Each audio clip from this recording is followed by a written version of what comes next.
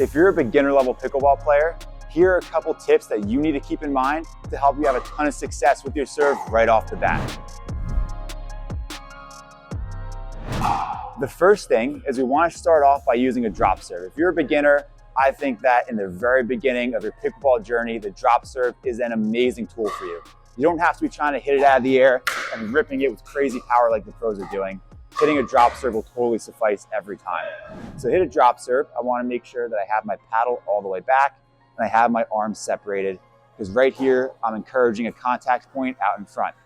I'm going to hold the ball up as high as I can, because I have to hit it off a dead drop, so I'm not allowed to put any force in the ball. So the higher I hold it, the higher it's going to bounce, which means the easier my shot's going to be. So I'm going to hold it up, release, and then when the ball hits its peak, that's when I'm going to swing through. So notice there, I dropped the ball when my paddle was totally back. Once it rose up to its peak, that's where I swung through. Now, I want to make sure that I'm making contact out in front of that front foot. And when I follow through, I'm getting the paddle all the way up to my shoulder. If I can use that technique with the contact out in front and the paddle falling through the shoulder, I'm going to prepare myself by giving myself the tools that I need in the future. One day, you want to be ripping your serve super hard like the pros do, so we want to start building good fundamentals. So one thing I want you guys to avoid as beginners is contacting back here or stopping your follow through. If you're doing those two things, you're not going to give yourself the tools to success. The drop serve is super easy to learn, pick up, and get yourself good fundamentals with. It's just using an easier toss that you don't have to time as much.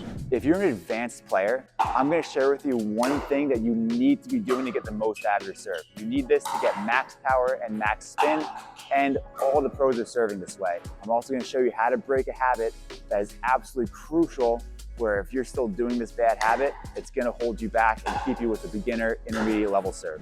If I'm a high level pickleball player and I want to get the most out of my serve, I need to be hitting what's called a volley serve, which is when I hit it out of the air and while the ball is coming down. So I'm not hitting it as a drop serve, and I'm not hitting it directly out of my hand like this. Those two things are not going to allow me to hit the ball as hard as I possibly can, and they're definitely not going to allow me to get as much spin as I possibly can. There's two super important things that the volley serve is going to help me with. The one, it's going to allow me to rotate through the shot. So when I'm hitting the ball out of the air, I'm going to be able to get my left hand totally out of the way. If I'm hitting it out of my hand like this, at contact, both my arms are in the same position, which means I can't rotate. And if you want to get the most out of your serve, you absolutely have to rotate through it. So I have to be making contact with my shoulders somewhat open, and I have to finish above my shoulder facing towards the net. If I'm just swinging like this, I'm only using my arm to generate pace, and that's just not going to allow me to hit the ball super hard. So when I drop the ball, I can take this left arm out of the way as I swing, make contact here, and I'm good. So watch this. When I hit the ball out of my hand, notice how when I made contact, both arms are here, even though I tried to swing through it. But then when I drop it and pull my left arm out of the way, I can rotate, hit a much more powerful serve, much more relaxed serve, and it just ends up being an overall cleaner shot with way more potential. The other benefit that I get, which is amazing for my power and spin, is that when the ball's dropping, it counteracts the upwards force of the paddle.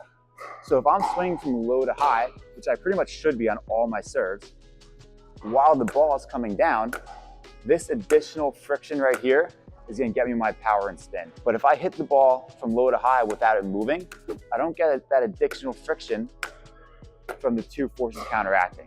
So if I hit the ball while it's coming down, I'm going to have way more potential to create my power and create my spin. So I want to make sure that whenever I toss that ball and I swing through it, I'm swinging up as the ball is coming down. And now if I want to master this technique, the one thing that's super key, and probably the biggest error I see among players trying this out for the first time, is I should release the ball when my paddle is all the way back. If I release the ball when I'm up here, I have to take this big swing to go out and get it. I'm probably going to be late. So even if I want to start my paddle in front, that's totally fine. When I take that paddle back and it reaches the furthest point of my backswing, that's where I release. So watch this. I can start here, pull the paddle back, release, and then swing. And if I want to start with the paddle all the way back, totally fine. I'm going to release and then swing.